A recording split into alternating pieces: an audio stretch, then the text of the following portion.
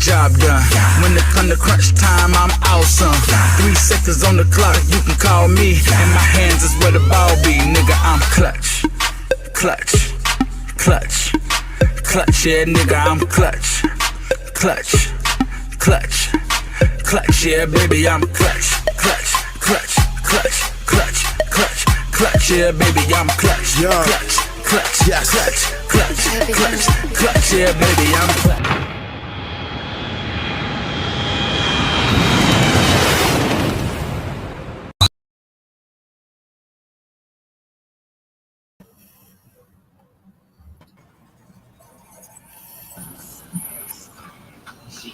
What's up, fellas? What's up with it? What's up? What's going on? What's going on? Yes, sir. Really, Yes, sir. Happy Monday. Happy Monday. Hope everybody had a good weekend. Welcome to this episode of the Antoine Spivey Show. I'm your host, the man with the plan with the cleanest ways in all the land, Spivey. And y'all see I got with me my homies, my aces, my right hands, Kels, the truth in the building, and Dart was good. What's up? What's up? How y'all What's doing? happening with it? Doing cool. Man, Kels.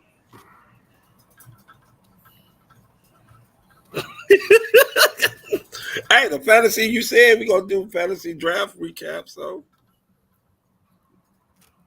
You know what? I'm gonna purposely make sure that these other 3 topics that we about to touch on real quick is gonna last long enough to where you ain't gonna talk about that bull crap.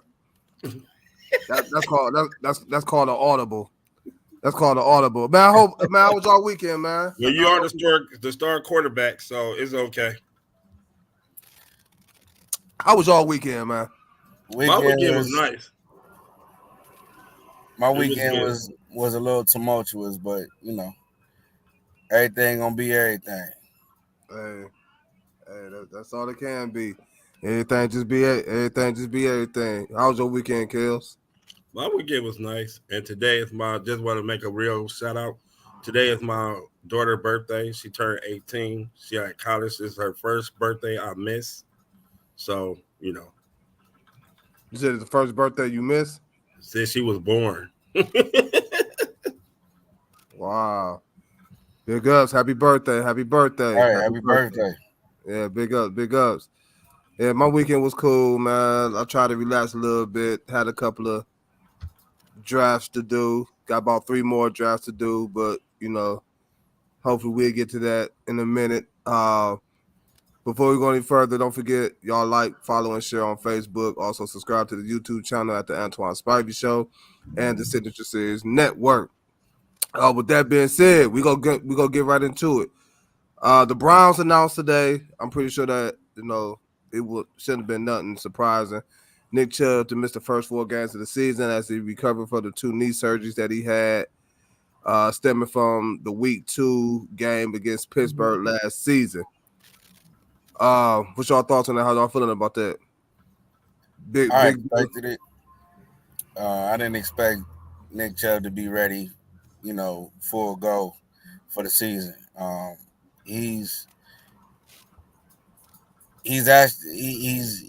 astronomical. He's something like an alien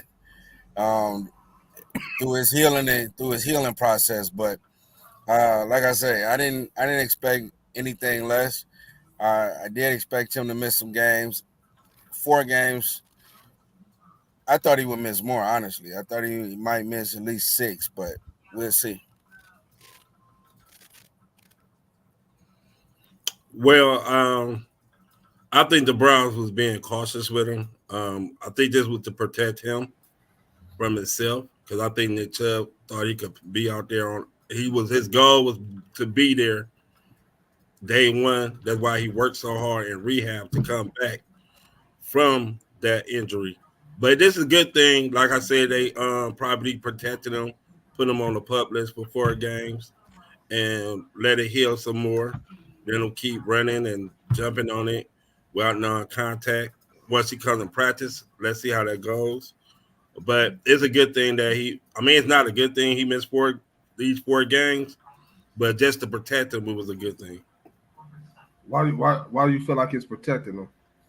Because I feel like Nick Chubb really wanted to go out there on game 1. Is that what you feel, or that's what you think Nick Chubb really felt? because you got the habit of you be having these theories run around in your head. Like every time something happened, you know, we all knew that Nick Chubb was coming back from a horrific injury, actually to the same knee that he injured in college, if I'm not mistaken. So everybody, their mama knew, as Dar just said, that Nick Chubb wasn't gonna be ready to go at the beginning of the season, despite all the videos you say of him doing the squats, the 500-pound squats and all that. We all knew Nick Chubb wasn't gonna be ready for the beginning of the season. But for you to feel like they protected him, because he was doing more than the squats. He was running, he was sprinting, he was cutting on the same on that knee. That's why they would have been came out and said that we gonna put him on the pup list. They didn't even put him on pup list for practice. They put him on an active pup list to practice. So you really actually thought that Nick Chubb was gonna have a chance to come back and play in the first week of the season? No, I didn't. I really didn't think he was going to. But so why you say the Browns protecting them then? Because in a player's mindset, they always think they can play. This is what I need you to do at the end of the night before you go to sleep. I need you to have a conversation with yourself. And this conversation goes something like this. Mm-hmm. I can't always base things on what I feel or what I see. Because every time you do that, it ain't the truth all the time. I'm not saying it was the truth. That's my opinion. And your opinion is not always right all the time either. I know, but all opinions is not right. I wasn't trying to say it was right. That ain't no opinion of them trying to protect them. That's your opinion. That ain't the opinion. That is your opinion. I never said it was. Dark. Did you expect Nick Chubb to play game 1 of the season? No. Anybody who thought Nick Chubb was gonna play first game of the season was out their mind. That injury was horrific. That's the same knee he injured when he was in Georgia. And he not only tore his ACL, but I think he tore his PCL too. Yeah, plus he had 2 surgeries. He had to have 2 surgeries. You don't come back from that. You don't come back from that fast. So in order for him to get back to anywhere near like 75, 80%, because we got to realize this. Nick Chubb could have lost a step. You know what I'm saying? He could be a step slower. So what up, JD? What up, JD? But with that said, him potentially being a step slower, ain't no way I'm looking forward to the first game. I want to emotionally, yes, I want to be out there with my squad. Yes, I'm a warrior. I want to be out there. But realistically, from that type of injury, no, there's no way. And 4 games is minimum. 4 games is minimum. If I was Nick Chubb, I'd be out 6 games, at least, just to try to get back to at least 85%, 90%. I don't think he's gonna come back nowhere. I don't think he has to come back at least 85 to 90%. And I think that's what they're working towards. Yeah, I'm with you. I think me personally, I wouldn't play them at all this season, for real. Like coming off of 2 injuries like that, like 2, and then you had to have 2 surgeries on this one, the recent one. Like, I wouldn't brought him back. If I did, I'd play it week by week. I mean, if we continue to keep winning, continue to keep letting them rehab and get that knee strong and healthy. But ain't no need to rush them back. We went to the playoffs last year. We went to the playoffs last year with a 11-6 record. Yeah, 11-6, 5 different quarterbacks. 11-6, 5 different quarterbacks. Defense failed us on the road as usual from last season, but not trying to say we can win a whole bunch of games or win the division or win the AFC or reach the Super Bowl without a Nick Chubb. That'd be stupid for me to say. We need Nick Chubb. He's the best player on the Browns team. So I think it's a good thing that he is missing the first 4 games. But me personally, I'll make it a little longer. I'll go week by week. That's why you brought in Deontay Foreman, which I believe did he just get hurt recently? He's hurt. Yeah, The guy Naeem, I ain't seen him. I ain't seen him at all. Man, He coming he's back from he's he coming recovering up from an injury. a He's torn recovering ACL. from an injury. Strong got injured, so that's why Kareem Hunt been the talk lately. It's been subtle, but he's been the talk. Man, Nick Chubb gonna be back, and yeah, he might have lost a step, if that. But I got confidence he gonna be good. His work ethic is untouchable. Yeah, Yeah, you're right. That's true, JD. But I his work I don't. his work ethic is work ethic. Excuse me, is untouchable. But man, again, when you coming off of two big knee injuries like that, you gotta be careful. I'm starting to wonder would he had that in the back of his mind while he Exactly, playing. because You know what I'm saying? that's a A psychological point. You psychological know what I thing. mean? Yeah. Like if he get tackled now, you know, do we fight for those extra few yards or do we just go down? Is he gonna fight for that extra yard to put us in, field goal position? I mean, it's football. Everybody know it. You putting yourself and you putting your body at risk. But with Nick Chubb, I just really think that these 4 games are doing some good. Um, I don't necessarily know if after that I'll play it week by week. But most definitely I want to try to get him at least to if I'm the coaches, if I'm the staff, if I'm ownership, I want to get him back as healthy as possible. And that means even if he lost a step, I at least want to get him back to 85, 90% of his original self. Because this is the second time that knee, Uh, second injury to that knee. can't afford a third. Can't afford a Oh, third. Dr. Kales, PhD. Uh, even after the 4 games when Nick Chubb is eligible to come back, how much are you playing him in that 5th game, if you playing him at all? Um, and when do you think that the Browns will really have him fully acclimated into that offense where he just completely took over the number 1 RB spot? Okay. I feel as though Nick, because he had this injury before, I Mhm. think he won't be as worried about it because he had come back from that injury. So psychologically, that means he already done it, and he can prepare for what's going on more than if he had it the first time. Mhm. Week 4, if you come back, I would only let him carry the ball at least 10 times. Let him get hit on it a little bit to see where it's come from, and Now then you go keep in mind, he'll be missing the first 4 games, right so like 10 he'll be back like to 5th game. He'll be back to fifth right game. like 10 carries, maybe 10 carries. Let him slow walking in, and then go from there. I mean, the only way he can really know anything is by playing on it. You really don't know if he back from an injury just sitting on the bench without getting it tested or hit or anything like that. So I would ease his, a little 5, 10, 10 carries, maybe the first game, then sit down, and then maybe you go from there. It's just like a player playing a basketball for coming back for injury. You don't start them 40 minutes.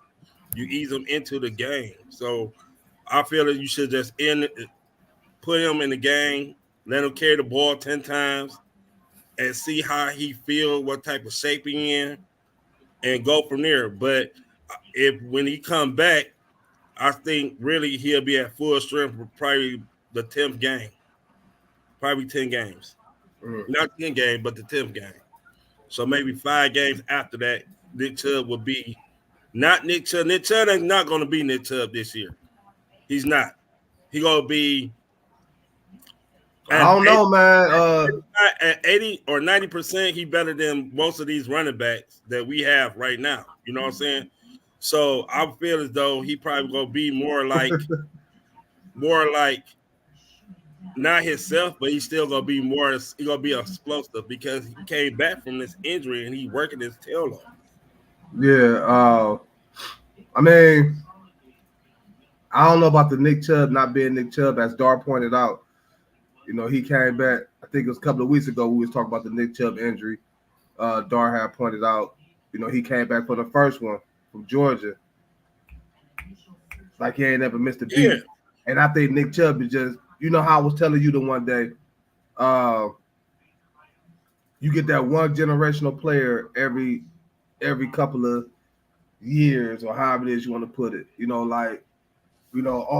Off subject for a hot second. Kind of like myself, you know what I'm saying? Like I knew what he was gonna say. That's why I started laughing. That's why I knew he was gonna start laughing. That's why. Dar, listen. Oh, this just the beginning. You gonna be looking at me like, damn, I ain't know Cuzzo had this side to him. I know about it. Trust me, I know about it. This just the beginning. Oh, and when I see you week 2, you definitely. Listen, you definitely go here. You'll be like, God damn. But like myself, you know what I'm saying? I'm a once in a generational talent. You had Michael Jordan in that era. Man, stop laughing. I'm trying to get my point out, man. You had Michael Jordan in that era. You know what I'm saying? And then you had GOAT James, to take over Michael Jordan, dethrone him. And then you got myself, you know what I'm saying? After LeBron, there was me, you know what I'm saying? I had to dethrone LeBron out the way, you know what I'm saying? That's why I am Antoine. Then you got LeBron. Then you got LeShannon. It's all great.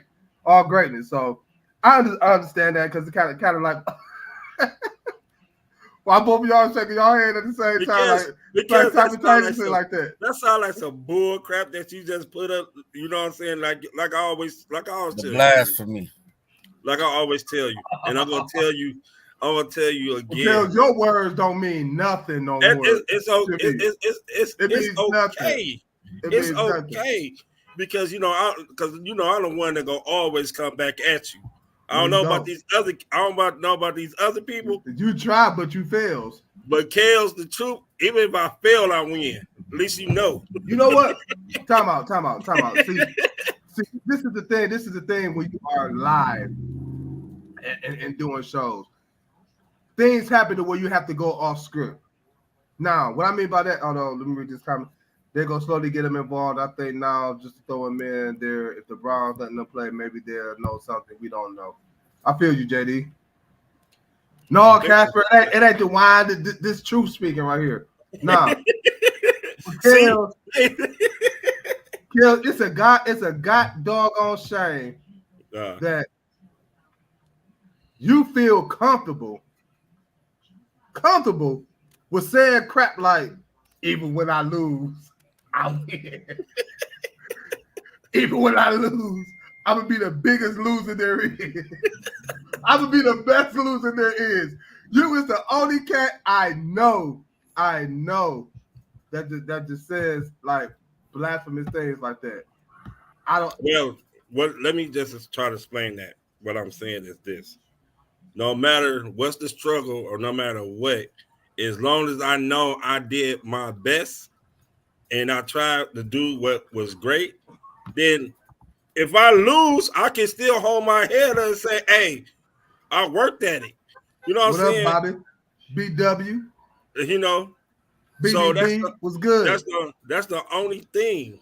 I have to if I didn't try, then I lose. If I don't try, then hey, you gotta beat me. That's straight point. That's the problem. You always taking L's, man. That's how you gonna sit up and say you gotta beat me. Hey, I don't get it. My L's are not my L's. What L have I took though? I mean, I haven't took an L. I just lost. That's the same as taking an L. Oh my goodness, man! My God, man! You know what? Look, hey, where G at, man? Where's G right now, man? This is what I mean by that. This is what I mean. My confidence will never waver because I lost. Nah, Kale, say that. It doesn't say. Don't say you didn't take an L. You just lost. Hey, you was just the better person, the better team and I'm coming back for you again. Oh my goodness, man! Oh my goodness. I'm not up for y'all No, shenanigans today. Listen, It must be the wine, Casper. It must be. No, it ain't the wine I don't know for what me. type of wine Kels had. I don't know. I'm still at work. So Kels, you still drinking that Mad Dog 2020 grape, ain't you? Hey, I ain't take no L if I did drink it. Nah, man, listen. Kels, you the only person I know that can let something like that come out of his mouth, and it just, and you just said the word blasphemous, dog. You just said the word blasphemous. Kels is the definition of when he speak, it's nothing but blasphemous. But listen, we're not gonna interpret your language this season, man. It's not called confidence. What y'all believe in is, I believe, is called confidence. If I don't you have confidence. You have confidence. You have confidence. It's confidence when you lose it. Somebody got to lose. Somebody got to lose, and somebody got to win. As long as I compete, and I know I came out there and competed, you ain't lose. I ain't lose. Wild average rolls a whole break. Absolutely. So you can sit up here and lose a game or lose a week, whatever it is you want to put it. But you feel like, long as you went out there and gave it 110%, hell, in your case, 200%. Even though you lost, you didn't lose because you gave it 110%. Yeah, because you can lose. You can look. I'd rather lose by. God, give me some of that, man. Give me some of that. I'd rather lose. I need all of this right now. I'd rather lose doing my best than lose and not doing my best. Kale's on that wild fruit right now. Right. But you lost. That's the whole thing. It's still going to be an L, but I don't have to make it seem like because I lost, it's going to be the biggest thing in the world because I lost. Oh. On that note, again, Nick Chubb. Hey, man, Kale's right, man. That's all right. You can say, you got it, boss. You got it, boss. You got it, boss. No, I'm not. You got it, boss. Hey, I need to live by your philosophy. When I lose, I still win. Even though y'all see me lose, I won. The reason why I won. No, you got it wrong, cuz. But I'm talking about my said even if he lose, he don't take an L. That's a hell of a philosophy, bro. I don't. You just took an L. So let me ask you this. Come week 1 of this fantasy, whatever. Mm-hmm. Here we go. You took an L week 1. Did you win or did you lose? I lost. I lost the game, but I don't want to hear nothing after the but. Okay, I lost. I said I lost. No, but you said but. I know. You was about to say but. I know something stupid to make it seem like you still won. Because like you just said, even when you lose, you win. But, hey, I need those. It's like overcoming your fear. If you overcome your fear, did you win or you lose? You did something that you overcome. Nick Chubb. I don't know why. I don't even know why you set yourself up for failure with this, cuz. I don't know why. I don't know why I did either. Nick Chubb out for the first 4 weeks. He'll be back week 5. Browns ease him in slowly but surely. Make sure he got his legs, his knees, his condition, all that up under him before you put him out there on the field. You can say that again, JD. Yeah, he crazy. Yeah, he crazy. That's a damn shame.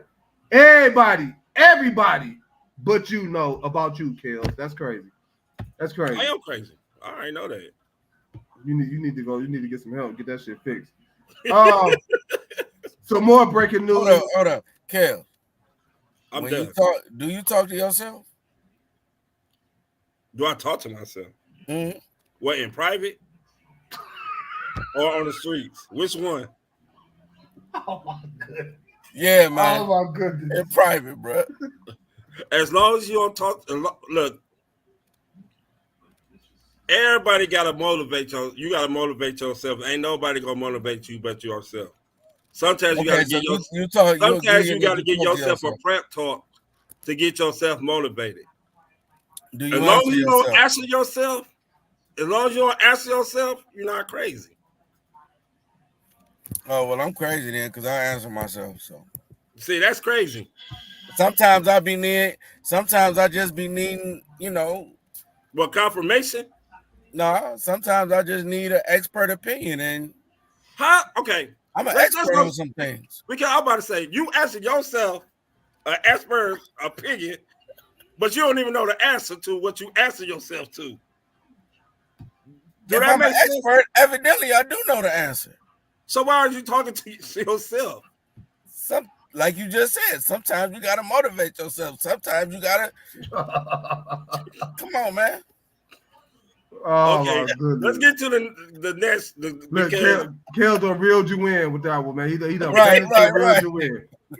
He done baited and reeled you in. Oh my God, let me get back on track.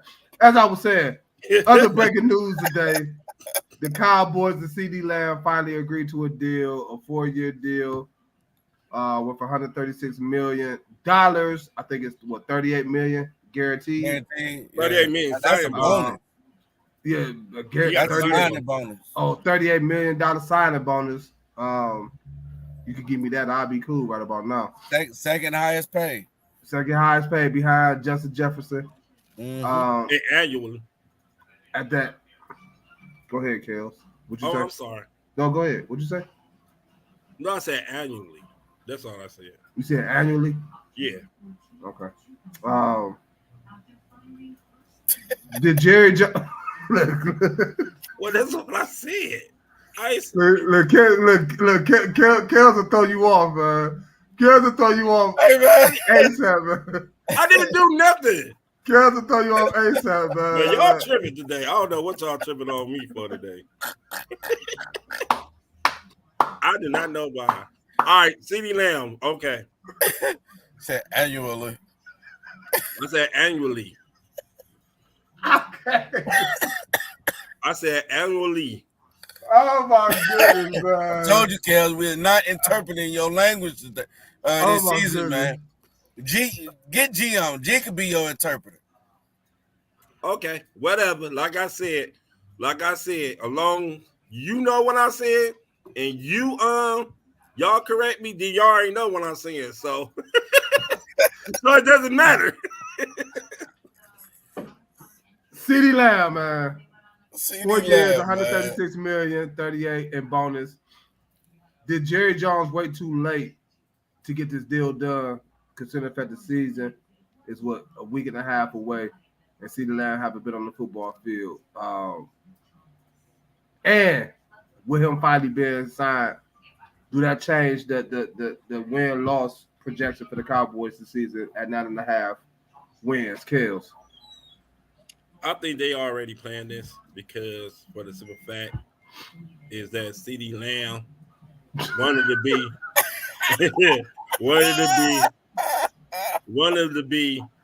the number one player, most player on the team, most paid in the NFL, but they knew Jerry Jones wasn't gonna do that, so he just was held out for camp. They didn't want to be in camp. I just came to the conclusion because the contract was only for 2 years. I mean, only for $30-some million, which made him the second highest. I've been telling people that he was gonna be the second highest anyway. So I just think they didn't want him in camp, and this was the way to prolong it. And now they need to go ahead and get Dak together because without Dak, Dallas won't win. Did you I'm out. I can't even say this shit, man.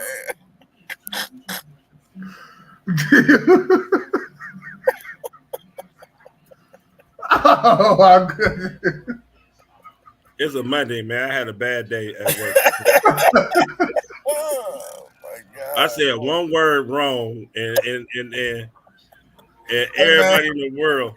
Oh my goodness, man. I got tears in my eyes, man. Hey man. No, Lamb didn't lose any money. No, he didn't lose no money. But before I get to you, Dark, Kel, let me ask you. Do you think CeeDee Lamb should have been paid more than Justin Jefferson? For what he No. Justin Jefferson came out of the pocket with how he played. You know what I'm saying? His first 4 years, he broke Odell record for most yards. So most receiving yards for a wide receiver. It took Lamb a little bit of time because he had Amari Cooper, but other than that, no, Justin Jefferson should have been paid more. And I like CeeDee, but Justin Jefferson so far his first 4 years was better than CeeDee first 4 years, and CeeDee really came on the last 2 years. Justin Jefferson, since he been in the league, been a boss. So Facts. So that's why I feel about that one. But Facts. but annually, whatever. Dark, if you can get yourself together, they had the Cowboys. They had the Cowboys at 9.5 wins this season. But now that CeeDee is signed, do that 9.5 change in your opinion? Do they reach more than 9.5 wins, or they still stay under 9.5 wins? I think they're gonna reach over the 9.5 games. I don't know what Casey talking about. Oh, Casey talking about what has CeeDee Lamb done lately? He only had 135 catches and almost 1,800 yards last year. You ain't let me finish, Kels. They was asking what has he done lately in order to get paid more than Justin Jefferson. He caught the ball 135 times for 1,800 yards. That's not gonna get him paid more than Justin Jefferson, man. Come on, bro. He said lately. Okay. Go ahead. So I feel like they'll definitely be over 9.5. I do feel like they're gonna start slow because CeeDee wasn't in camp. You don't know what his conditioning is like. Missing camp is a big deal. It's a very big deal. You see with San Francisco with Ayuk, even though he's holding in, he's still not necessarily working out. He's still not. He's still not holding in. I like that holding in. So that your physique, your conditioning, all of that, he gonna have to get up to game speed. He didn't play none in the preseason. So it's gonna be interesting to see Dallas pull off 10-11 wins. It's gonna be real interesting to see if they could get over that 9.5 wins. But I got them at least getting 10. But they lose week 1 to the Browns. Yeah, I definitely agree with that.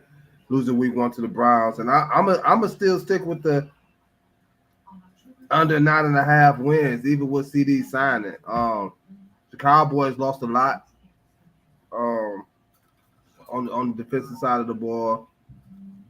CeeDee Lamb missing camp. I get it.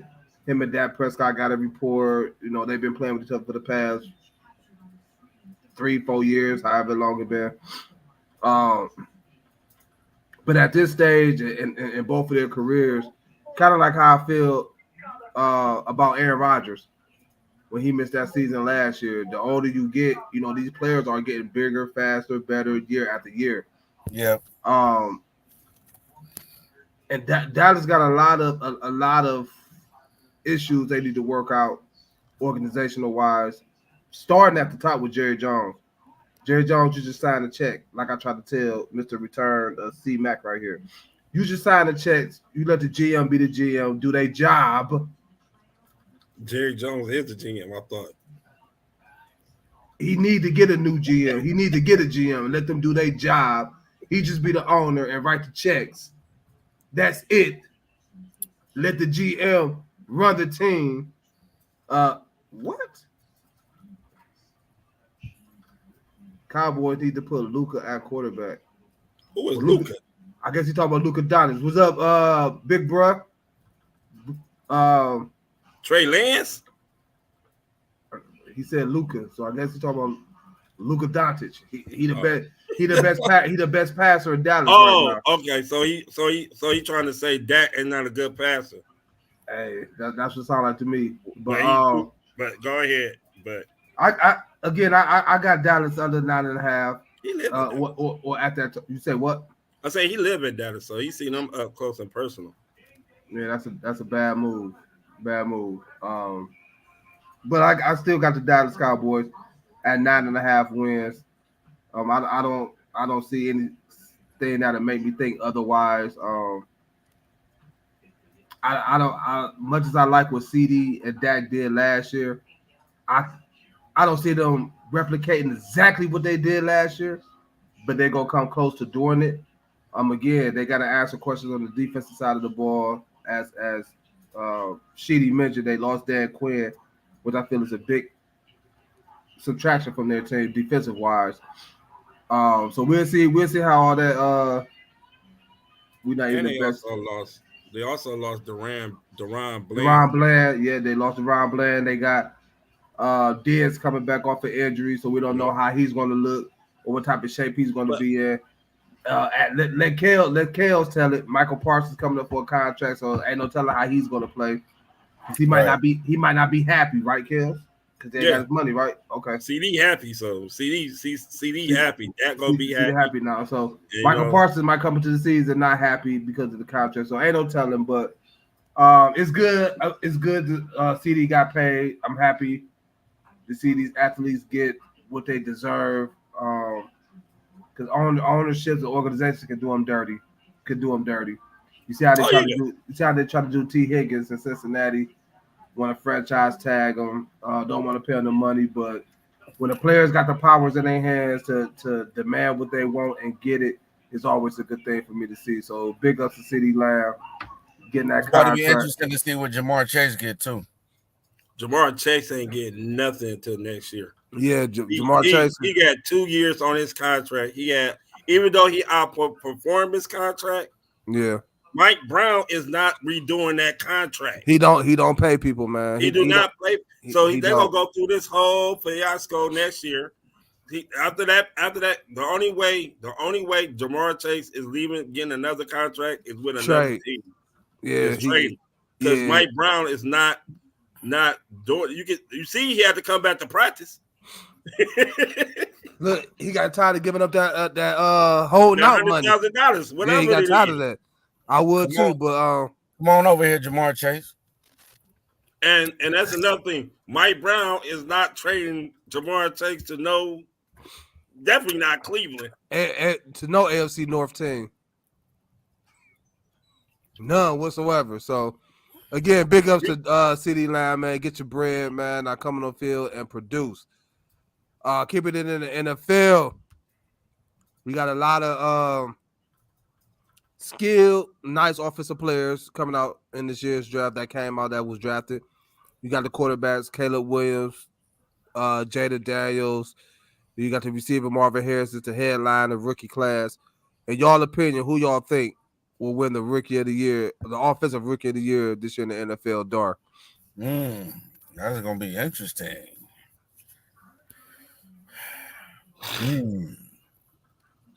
Let's see. I like Marvin Harrison Jr. because I know Kyler Murray is gonna get in the ball. I'm skeptical, and I've been saying this since the draft.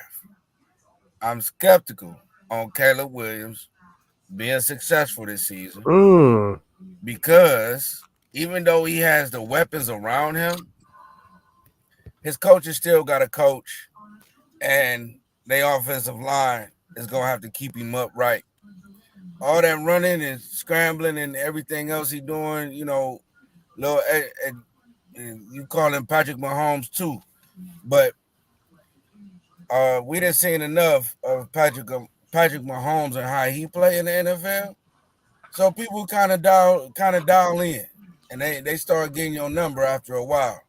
So I don't think it's going to take the NFL, the league, too much or the defenses of the league too much or too long to pick up on Caleb Williams and how he play, which in turn interceptions, which in turn could lead to a lot of hits, a lot of sacks.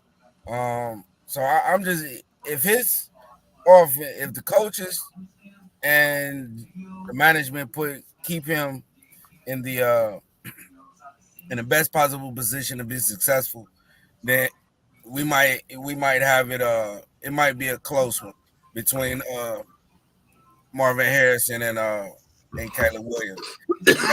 Before He might run away with it. Who knows? I don't know. But again, it all depends on how Washington keep put him in position to be successful as also. So 2 rookie quarterbacks starting. I think Marvin Harrison might have a way better season than what anybody expect. before I get to you real quick, Kales, let me ask you a question, dog. Caleb Williams haven't showed you anything in preseason to change your mind how you feel about him? Because the boy been balling. I mean, He got an arm. He got an arm. He got a gun. He know how to get the ball to the receiver. I like the little you know, the little sidestep passes he do. But he's a Patrick Mahomes 2.0. And I'm just real skeptical on how the Bears plan on keeping him upright, allowing him time to go through his progressions, get the ball to the designated receiver, what they run game gonna look like, all of that. So it's gonna be interesting. But I think with 2 rookie quarterbacks, unless Caleb Williams come out and just ball the hell out, then I don't really see him winning the rookie of the year, especially against the ones. In preseason, you playing against the ones for a couple minutes, and then it's you playing against the second string, third string, stuff like that. So I don't feel like he had enough time to play, get his feet up under him. But he's an NFL quarterback now, so we'll see. Who you got, Kales? I got 2 dark horses. My offensive rookie of the year is Jaden Daniels from Washington. I think I already thought coming into the draft that Daniels was better than Caleb Williams. So why is that a dark horse? No, I mean that's not because everybody think Caleb Williams gonna win it, or Marvin Harris Jr. because Marvin Harris. For a wide receiver to win the offensive rookie of the year, that wide receiver got to be like CeeDee Lamb and Justin Jefferson type numbers. You feel me? And I don't feel that Marvin Harris gonna put up them numbers. He gonna put up about 80, 90 catches. I'll get on that. But I think Jaden Daniels, with his rushing, with his passing, and with the weapons he got with the Washington Redskins, it's gonna be more room for him. Also, First of all, they called the Commanders. I said the Redskins. Yes. Oh, damn. I saw my age.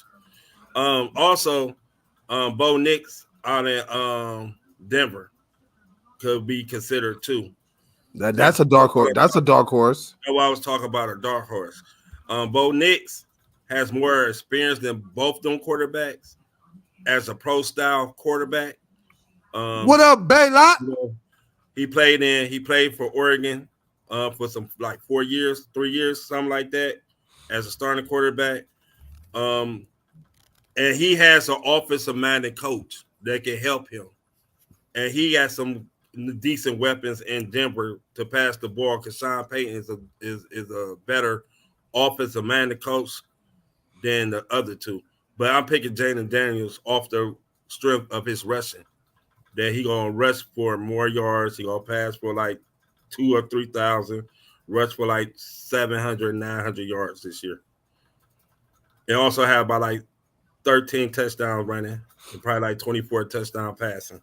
So again, I ask you, why did you say you have two dark horse picks, but then Because choose once again, Jaden Daniels to win the Rookie of the Year. So how's that a dark horse pick? because once again, nobody ain't talking about Jaden Daniels. I said you. Me? Why do I you. have you? Because nobody's talking about Jaden. Everybody talk about Caleb Williams. I said you. Why do you feel? Not everybody. You. I just said it because of his rushing and his accuracy passing the ball, and he gonna have more wins than Chicago.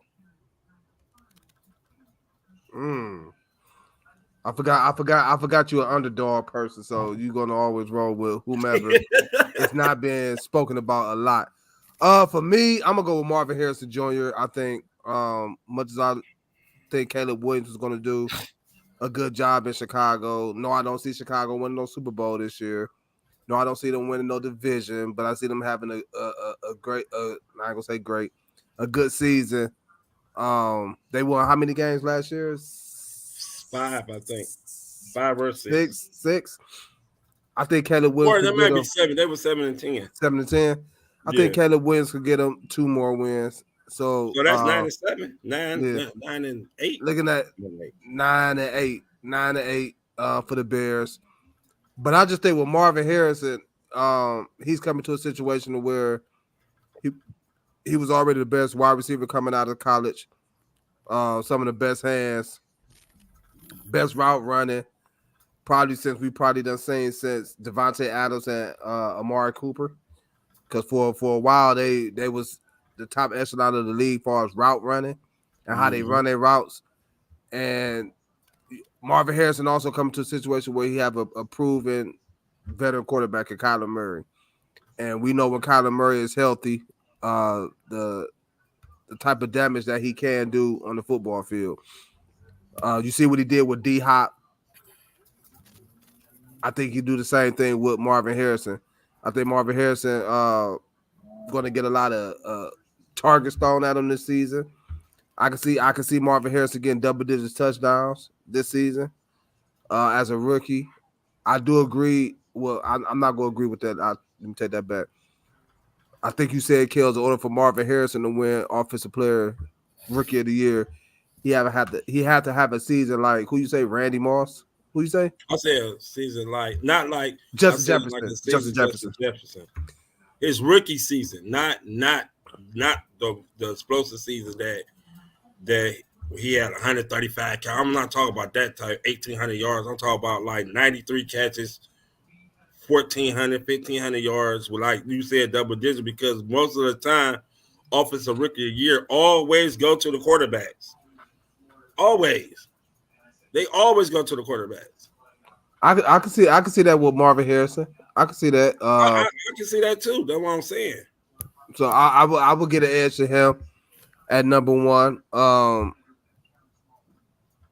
Coming in at number 2, I get an edge to Caleb Williams, and I get Jaden Daniels 3rd place as far as like Rookie of the Year. I just think in Caleb Williams' situation, I think you're gonna prove a lot of doubters wrong. People like you, Kels. Yeah, you too, Dar, for that matter. Y'all that got confidence in Caleb Williams. I think you're gonna prove people like you are wrong this season. Again, I'm not expecting for him to come out and have a Patrick Mahomes type season or Lamar Jackson. I know Kels, you comparing him to CJ Stroud or what he did last year. Yes. But again, I'm not gonna go that far because CJ Stroud came into a situation where I feel like his coaching staff and it's better than what Chicago's have even right now, because we still question Mark Eberflus. Is that his name? Eberflus. They got a different offensive coordinator, but they still got the same damn head coach. It don't matter. So, it don't matter. Your head coach is a reflection of your team. It's a reflection of the players. So I don't care who the offensive coordinator is. The head coach at the end of the day oversees everything, like how I oversee you. The head coach oversees everything. So yeah. Oversee. Don't look shocked. Don't look shocked. Right. So okay. I'm gonna get an edge to Marvin Harrison Jr. Dar, you said who you got? Marvin Harrison. He didn't say nothing. Oh, he said Marvin. Okay. See, look, see, look. I got Jaden Daniels. Don't get him, Dar. Don't Flat get out. him, Dar. I got Jaden Daniels. Flat out. I'm not getting it. I'm not. Kel's not about to bait me into nothing else. I ain't trying to bait you in nothing. No. Like you said, how y'all said, whatever y'all say about the boss thing. Okay, boss. You got it, boss. You got it, boss. You got it, boss. Right. But we know Kel's gonna go with the underdog. So of course I expect for him to take Jaden Daniels. But I got Marvin Harrison, Marvin Harrison. Kel is Jaden Daniels. So we'll see at the end of the season. But Marvin Harrison Jr., he about to be just like his daddy out here catching everything thrown at him. Yeah. For sure. This past weekend we had our fantasy drafts. I ain't gonna really get in too depth into mine. I speak on little things here and there, but I got people out here that be watching the show that's trying to see where I'm going with my picks so they can try to strategize around that because I got about 3 more leagues I got to draft in. But this past week we had the Show You Right fantasy draft where Dar, I'm gonna start with you. My man Dar took, I what I'm gonna say is this: nobody can ever question his freaking loyalty. Where your loyalty is at with your team. Nobody can.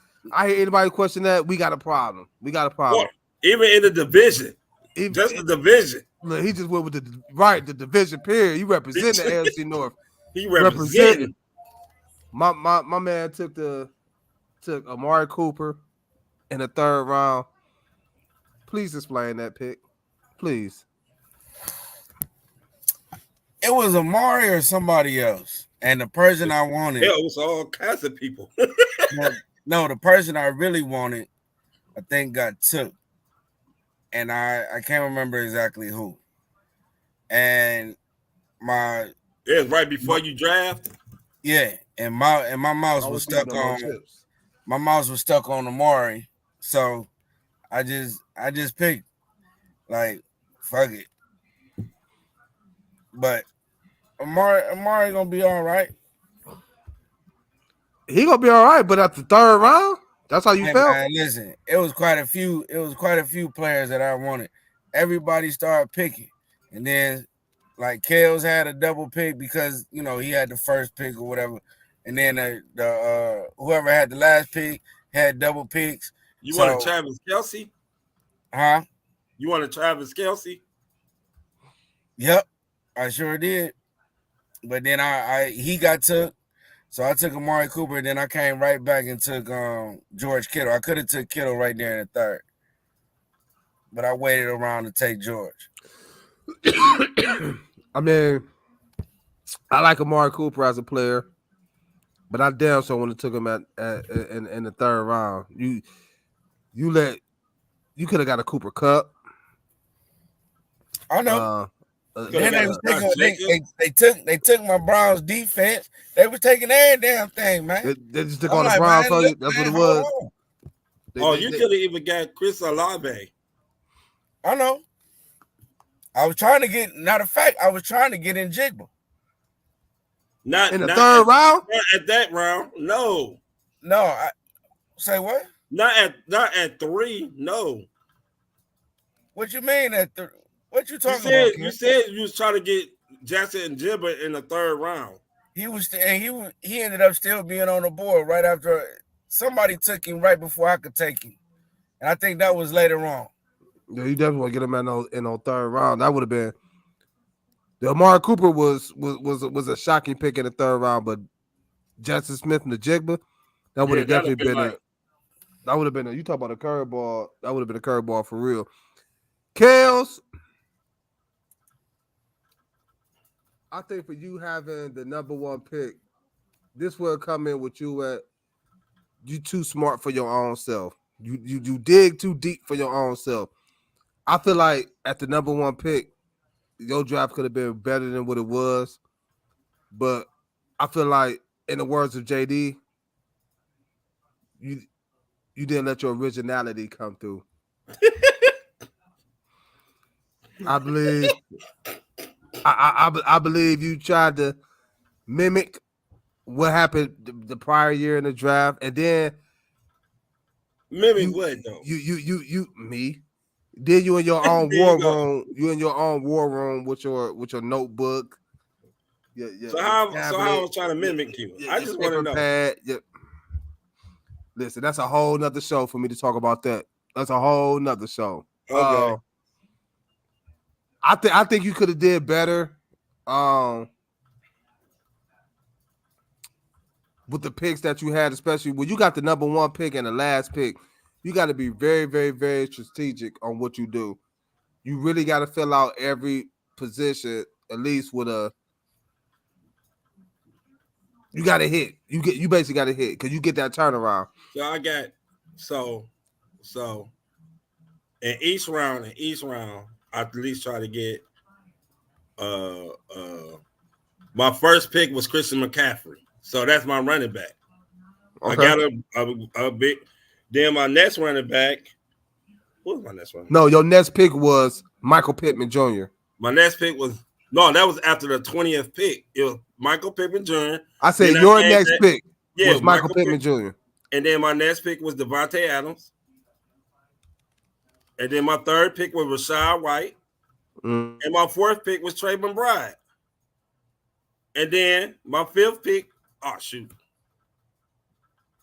Then my fifth pick, who did I pick with? Then I came back with another running back, I think.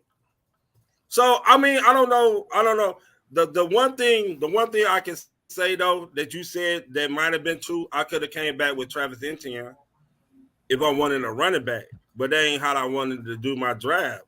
I wanted to get 2 wide receivers, and then because I knew Christian McCaffrey was a lead back, and you could have got a better receiver than Michael Pittman, but you already had in your head you wanted to pair up a receiver and a quarterback. You already had in your head Anthony Richardson and Pittman was not the quarterback I wanted to pair up with. It was Trey McBride and Kyler Murray. You took Kyler Murray. That what made me pick Anthony Richardson. I've been told you I was taking Kyler Murray, and I knew that. So I don't understand. Like, and by you knowing that, again, I'm not dumb. The people not dumb. You went with fuck it. Let me go ahead and get Michael Pittman and Anthony Richardson, the pair of quarterback, because the great Twine have done that. So anything the great Twine does, you know what I'm saying? I'm gonna try to replicate. I might be a failure at it. I might lose at it, but I'm gonna try to get it done. But nevertheless, like my picks, I got exactly who I wanted to get. Maybe a couple players here and there that I didn't get. Kills, you know, I done told you on several occasions how big I was on pairing up Kyler Murray and Marvin Harrison Jr. I accomplished that. I've been stuck on Marvin Harrison Jr. since. I've been speaking on him for weeks. Passed on him too. Who passed on him? I said I could have got him. No, I couldn't have got him. I was just joking. You definitely couldn't have got him. You definitely weren't about to get Marvin Harrison Jr. But other than that, I think everybody pretty much in the draft got who they wanted, who they was targeting.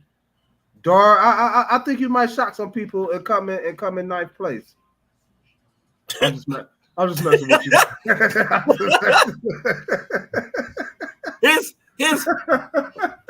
His problem gonna be week 10 because he gonna have a lot. The whole AFC North. Hey y'all, his quarterback gonna be out. Amari Cooper gonna be out. Hey, my dude Dar, man, my dude said, "Listen, I don't care what y'all heard. I'm about to show y'all something. This the AFC North, babies." He even picked up. He picked up Jerry Jeudy. Yeah, you ain't know that. He got Deshaun Watson. He got Deshaun Watson. He got 2 wide receivers that play the same. Matter of fact, you got the whole Browns starting offense, damn near basically, with a quarterback and wide receivers. So you better hope both wide receivers and a quarterback. So you better hope Deshaun go off about 4 touchdowns, and each one of them had 2 apiece. look, Dar, like, yeah, like You know something we don't know, Dar? That's what you trying to say? Yeah, he trying to say that, I don't know what he trying Hey, to this say. is my first time, bro. So hey, I'm just getting my feet wet. You dig? No, but it's not so Next season I'll be probably a little bit better at the like draft. You know what I'm like saying? Spivey told me. Like Spivey told me when I first came into the league. If you know what you are doing sports wise, it shouldn't even matter. So, well, I guess I appreciate the acknowledgement, but I guess I was wrong for telling you that. my first year, I made the playoffs. My first year, I made the playoffs. I guess I was wrong for telling you that because you just come from left field with a whole bunch of things that I ain't said or taught you. For those that don't know, Kels is my understudy. He be trying to be my understudy, but he's starting to fail class. But nevertheless, Dar, good draft. You got who you wanted. You stuck the business. I can't wait till week 10 to see how you figure things out with the whole AFC North owner. Burrow is also on. He got Joe Burrow too. Yeah. he got Joe Burrow, Deshaun Watson, the Ravens defense. The Ravens defense, Amari Cooper, Jerry Jeudy, K York. Hopkins. I You got Hopkins too. I don't have Hopkins. But you do got two kickers though. You got Yo Kim, Koo, or whatever the hell his name, and Moody from the 49ers. Yeah, I'm away one of those as soon as the waiver wire come on. Okay, let me ask you a question. Why did you pick two kickers? The time was running out. Good answer. That's the truth. answer. Good That's answer. The truth. So why was you on them, man? I started to do an auto pick, but I can't even. You was better off doing an auto pick. I can't even remember who they was gonna give me, so I'm good. They weren't gonna give you a kicker. I know they wasn't. They're probably gonna give me another running back or a receiver. Hey, nevertheless, Dar, you did good, man, for your first time, man. You did good. Yeah, you did great. You did better than Kels. Everybody do better than Kels. Like I said before, I win and I lose, so it don't matter. And like I said before, that's a damn shame that you feel comfortable with saying that. With that being said, man, I appreciate everybody that tuned in on the Signature Series Network on YouTube and Facebook. Don't forget to subscribe to the YouTube channel and the Signature Series Network, and like, follow, and share on Facebook. Great conversation, fellas. Again, Dar, good job. I give you a rookie hand clap for your draft. I'm gonna see you week 2. Week 2, I'm gonna see you. You got me week 1.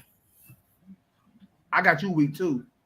Oh, you don't got me down to. You don't play me. What's the name of your teams? Mine is 100 miles and running or gunning. 100 miles and gunning. I got you week 1, bro. You got me week 2. I got LJ week 1. I got JD. All right. I got JD in week 1 and Wakanda forever. Appreciate you, JD. No, for real though, cuz I got you week 2. I got LJ week 1. Okay. But appreciate you, JD. Appreciate you as always. Again, those that tune in, I appreciate y'all. For myself, for Dar, for Kills. We'll catch y'all up Wednesday, man. We catch y'all Wednesday. Remember, y'all stay safe out here. Watch y'all surroundings. Until then, the chap and his 2 understudies will see you on Wednesday. We out here, y'all. About to beat you. Peace. Deuces.